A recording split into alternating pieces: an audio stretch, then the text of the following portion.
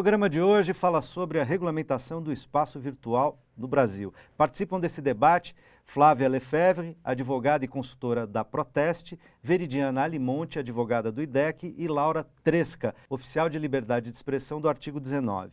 Além da neutralidade da rede e do direito à privacidade dos usuários, que já discutimos aqui, o Marco Civil também determina regras para garantir liberdade de expressão, comunicação e manifestação de pensamento na internet. Os provedores também não podem mais ser responsabilizados por um conteúdo ou por conteúdos ofensivos postados em seus serviços pelos usuários.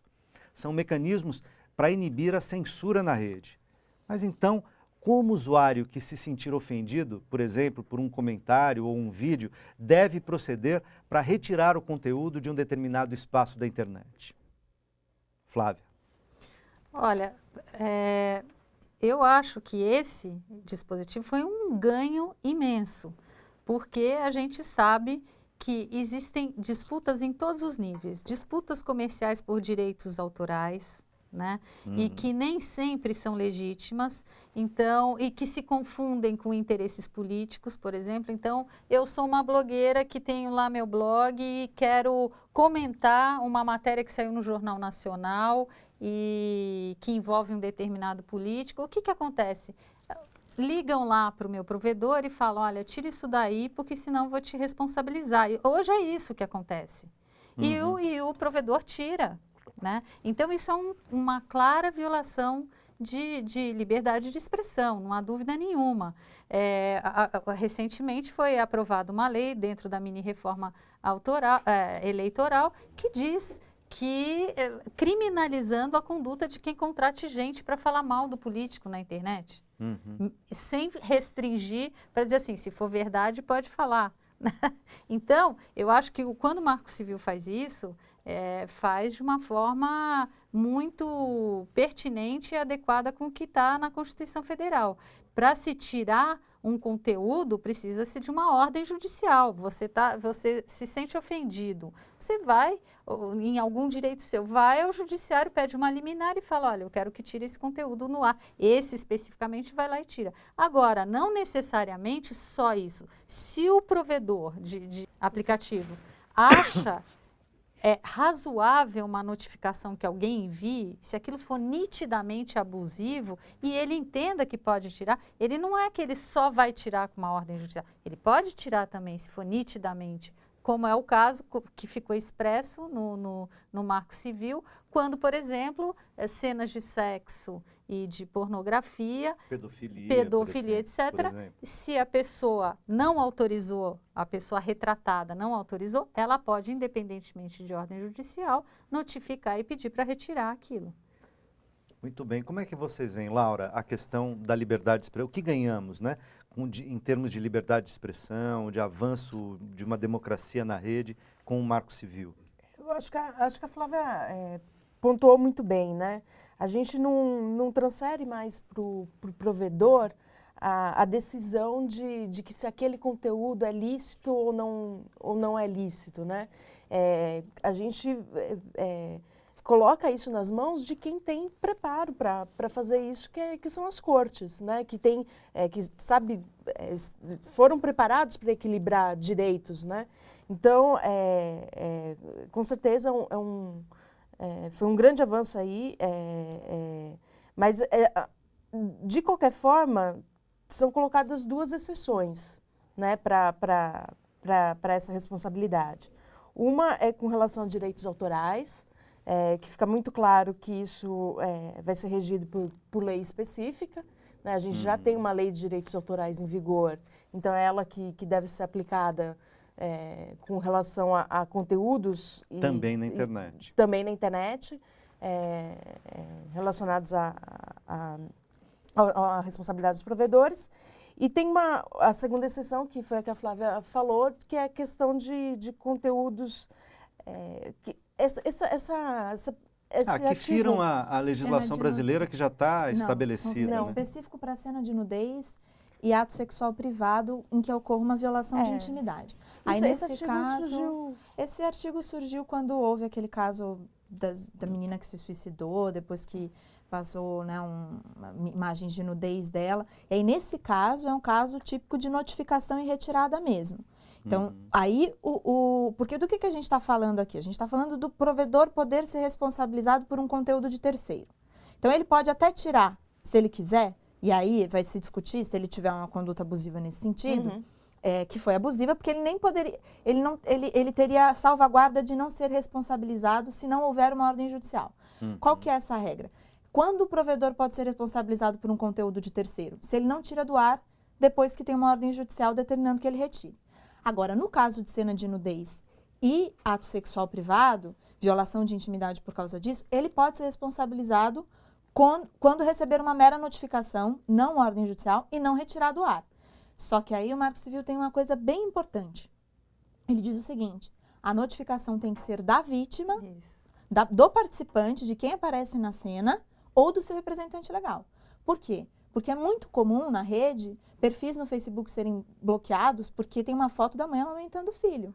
Ou porque tem uma foto de uma mulher nua num protesto. E certamente ela está de acordo com a foto que ela mesma postou, né?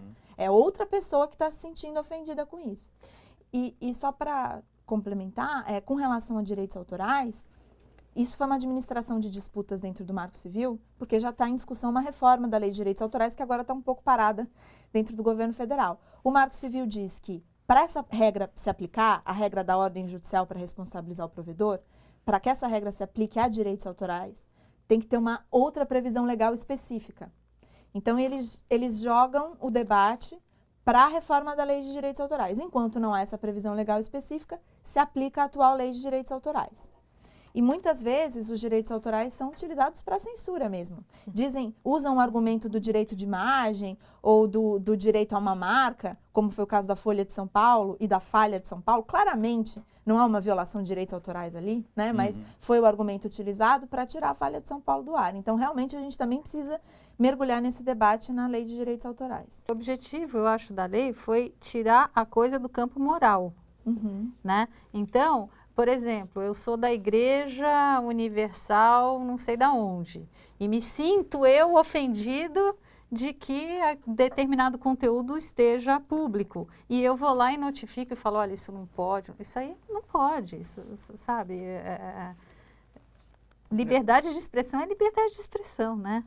E a internet é um espaço aberto, então... E quais são as sanções previstas para os provedores, por exemplo, que não cumprirem as disposições que estão dadas pelo Marco Civil? Há sanções previstas?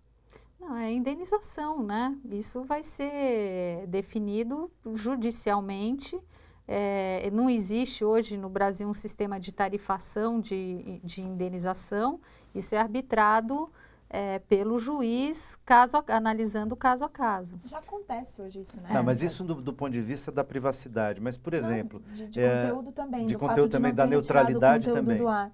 Ele é responsabilizado, então, civilmente, né? O Marco Civil é uma legislação civil. Então, ele é responsabilizado civilmente, ele vai ter que pagar uma indenização por danos morais, por não ter tirado do ar, né? Mas quem arbitra é o juiz. Vai dizer, olha, pode ser... R$1, R$1 milhão de reais, problema do juiz. Isso. Agora, uma coisa importante é o seguinte, o pessoal fala assim... O que pode ser problemático, né, isso? Porque hoje a gente tem uma série de legislações que definem multas, né? Diz, olha, se você comete uma multa, se você comete um ilícito de tal tipo, você pode pagar multas de tanto até tanto, né? De R$1 a 50 milhões. Se você não tem esse parâmetro, você pode ter juízes que trabalhem com uma certa... razoabilidade, e outros que, digamos, juízes mais conservadores, que vão falar assim, não, isso aqui, nada. Essa sua observação tem todo sentido, porque hoje, eu sou advogada, eu lido bastante com isso. Os juízes são muito econômicos na hora de definir indenizações, né? Especialmente para os consumidores, é impressionante, né? Às vezes nem não se reconhece uma situação de dano moral e tudo.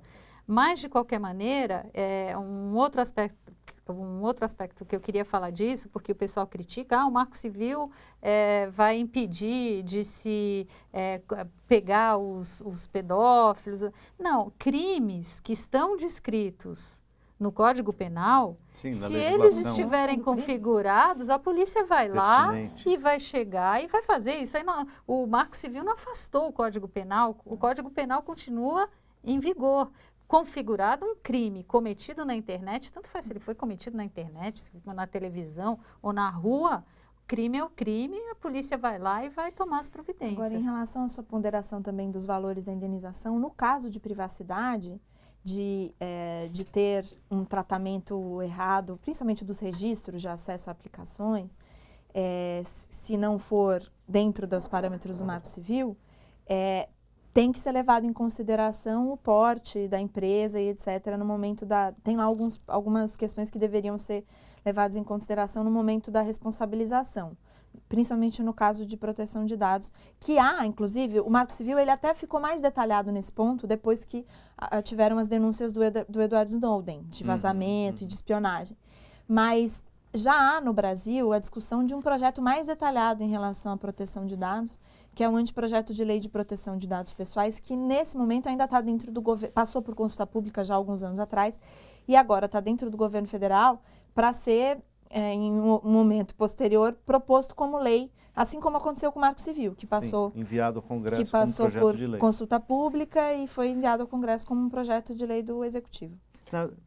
Eu estava falando isso e a gente talvez não tenha tempo para discutir hoje, porque pensando o seguinte, em algumas, no campo do comércio, se eu olho e falo assim, olha, a multa, a indenização que tem sido praticada é pequena, eventualmente eu topo pagar a indenização para cometer o ilícito, Sim, é o que tá tem certo? ocorrido. Que dá mais lucro, né? Exatamente. Dá mais lucro fazer o ilícito, né? Por exemplo, no caso da neutralidade, estou pensando, eu faço um acordo, faço um contrato aqui que vai gerar questões da neutralidade, mas o que eu pago por isso, a minha pena por isso é tão pequena que compensa o risco. Vou nessa. Que é o que tem acontecido. Por isso que você tem o judiciário atulhado de ações contra empresas de plano de saúde, contra os bancos, contra as empresas de telecomunicações, porque sai mais barato, entendeu? É uma administração básica de custo. É uma relação de custo e benefício. Custo e benefício. Tá, eu desrespeito a lei, tudo bem, eu desrespeito os consumidores, alguns vão para o judiciário, alguns vão conseguir algum sucesso, e na maioria dos casos eu não terei de pagar além daquilo que eu já deveria ter feito há 5 anos atrás. Então, é um ganho fantástico, e o judiciário está pouco sensível a isso, porque a justificativa é, não vamos estimular uma indústria de indenizações, por outro lado, estimula uma indústria de descumprimento dos direitos básicos dos consumidores. Porque é mais barato descumprir o direito do que efetuá-lo, né? Mas eu queria apontar que o Marco Civil, no artigo 19, ele indica, de certa forma, para questões de honra, então calúnia, difamação, eles indicam os tribunais especiais juizados especiais de pequenas causas, que tem aí um valor... Para tentar ser mais célere, né? Tentar ser mais célere, mas também aí tem um teto de valor. Igualar 40 salários mínimos, que dá mais ou menos 32 mil reais. Ou seja, são causas pequenas, né? Não é isso? Artigo 19 está muito preocupada, muito receosa, porque hoje em dia a gente vê que uma das grandes causas de remoção de conteúdos da internet é a questão de crimes contra a honra, então calúnia, difamação, perjúrio, enfim. É uma das grandes causas que remove hoje conteúdos da internet. Da internet, e a gente acha que isso, antes qualquer cidadão já poderia recorrer aos juizados especiais para remover esse conteúdo. Mas isso está explícito na lei, indicado esse caminho na lei, a gente acha que pode acontecer isso de crescer, isso acabar sendo um incentivo que as pessoas procurem mais esses juizados para tirar mais conteúdos online, enquanto a gente teria que incentivar a tolerância. Uma outra lógica. A gente vai ter que continuar esse debate no outro momento, o nosso tempo estourou e só mostra que essas questões continuarão. Quer dizer, o Marco Civil é um passo gigante, importante, inovador, mas que demandará que esse debate continue muito fortemente, porque outros desafios em relação à navegação na internet vão se colocar e já estão colocados, né? Então agradeço muito a presença de vocês, agradeço também a você que nos acompanhou até aqui no Melhor e Mais Justo, que é esse espaço para a gente pensar temas relevantes para o Brasil, ajudando a despertar o desejo de participar nas mudanças políticas, econômicas e sociais, presenciais e virtuais, que tocam diretamente a nossa vida individual e coletiva. A gente se encontra na próxima quinta ou a qualquer momento pela internet, aberta, livre e neutra. Forte abraço!